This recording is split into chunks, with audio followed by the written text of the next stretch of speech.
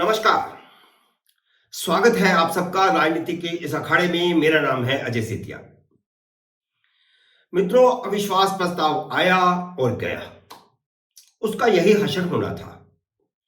इसमें कोई शक नहीं कि नरेंद्र मोदी सरकार के खिलाफ अविश्वास प्रस्ताव लाकर कांग्रेस ने सेल्फ गोल किया। विपक्ष सिर्फ मणिपुर पर मोदी को सदन में लाना चाहता था। विपक्ष की जिद सिर्फ यह थी कि मणिपुर पर प्रधानमंत्री सदन में आकर के बयान दें, जबकि आज तक यही होता आया है कि देश में कहीं भी हिंसा या दंगे होते हैं तो गृह मंत्री ही सदन में बयान देता है।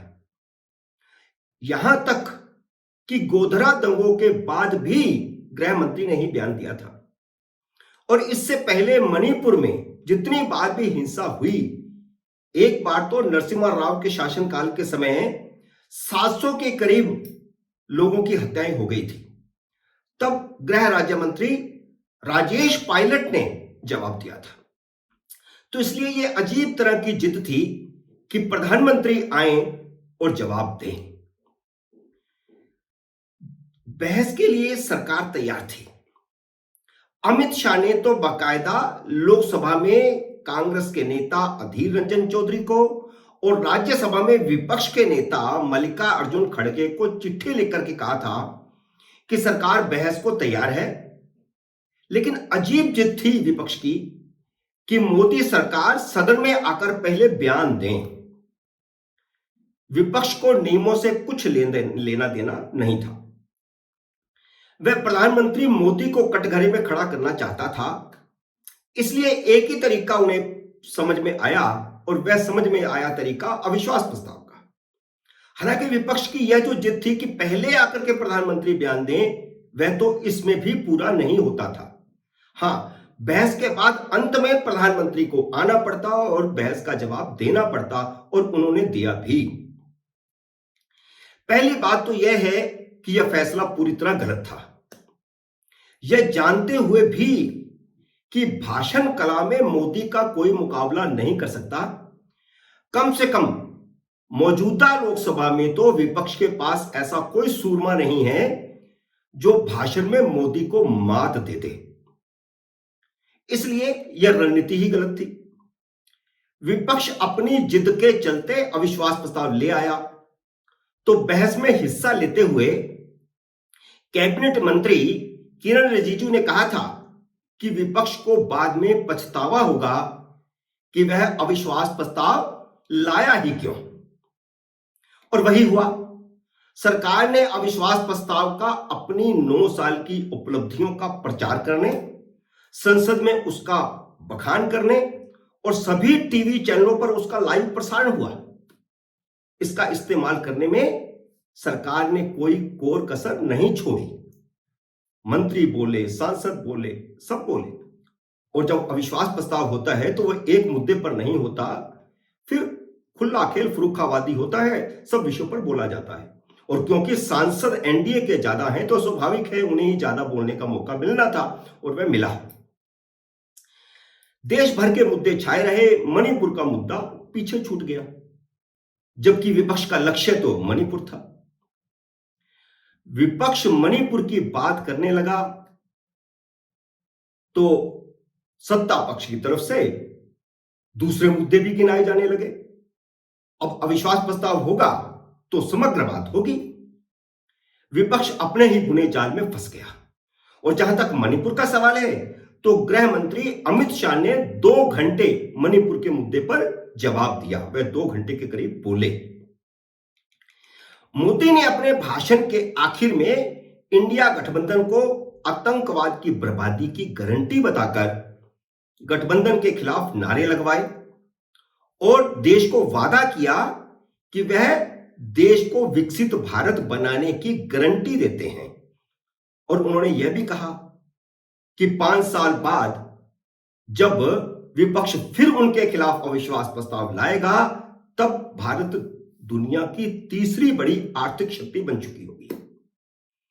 मोदी को हावी होते देख विपक्ष ने वॉकआउट कर दिया। तो यह वॉकआउट करना पछतावा है, अविश्वास प्रस्ताव लाने का। विपक्ष ने मणिपुर पर मोदी का जवाब सुनने का इंतजार तक नहीं किया। इससे साबित हुआ कि ना तो वह मणिपुर पर उतना गंभीर था, ना अविश्वास प्रस्ताव पर इतना गंभीर था। मोदी ने कहा भी कि मणिपुर पर चर्चा करनी थी तो अविश्वास प्रस्ताव क्यों लाए।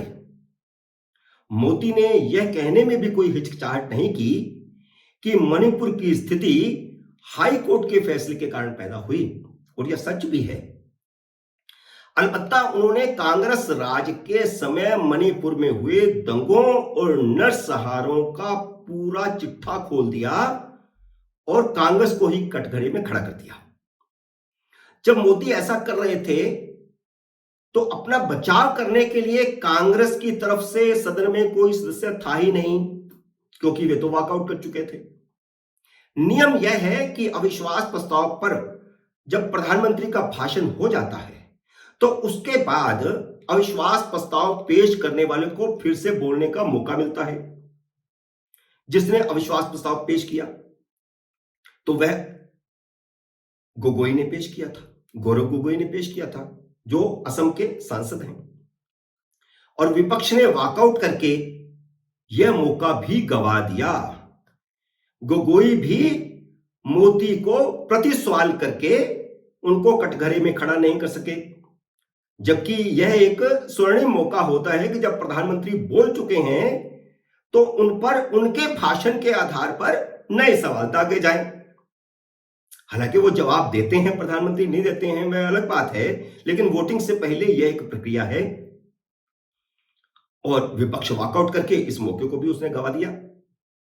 तुलसीदास ने ठीक ही लिखा है कि सकल पदार्थ है जगमाही, कर्महीन नर पावत नाही। अब बुद्धि तो किसी को नहीं दी जा सकती। शुरू से लेकर के अंत तक विपक्ष इस मुद्दे पर गलत खेलता रहा और अंततः क्या हुआ? प्रचार मोदी का हुआ, मोदी के भाषण का हुआ, मोदी के भाषण की बातों का हुआ, और अब कई दिन तक चर्चा चलती रहेगी मोदी के भाषण की। तो इसलिए मेरा कहना है कि विश्वास प्रस्ताव लाना एक गलत फैसला था।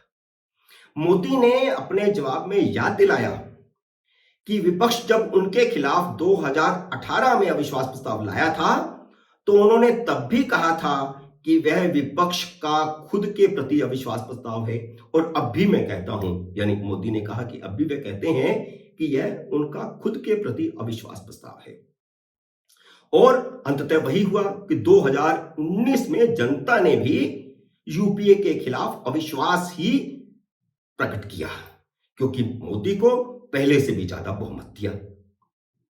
और अब भी उन्होंने ये कहा अंत में कि वह ज्यादा बहुमत से वापस आएंगे, क्योंकि उनके खिलाफ विपक्ष जो भी कदम उठाता है वह उनके लिए सीधा साबित होता है, उनके लिए सकारात्मक साबित होता है। मोदी इतने आत्मविश्वास में थे कि उन्होंने विपक्ष को 2028 में अविश्वास प्रस्ताव लाने की चुनौती भी दे दी। मित्रों, उम्मीद है मेरा ये वीडियो आपको पसंद आया होगा। इसे लाइक और शेयर कीजिए, और अगर आपने अभी तक मेरे YouTube चैनल को सब्सक्राइब नहीं किया तो कृपया सब्सक्राइब करके अपना आशीर्वाद भी दीजिए, और घंटी का बटन भी दबा दीजिए ताकि जैसे ही मेरा नया वीडियो आए आपको सूचना आए। जल्द ही मिलते हैं नए वीडियो में नए विषय के साथ। तब तक नमस्कार।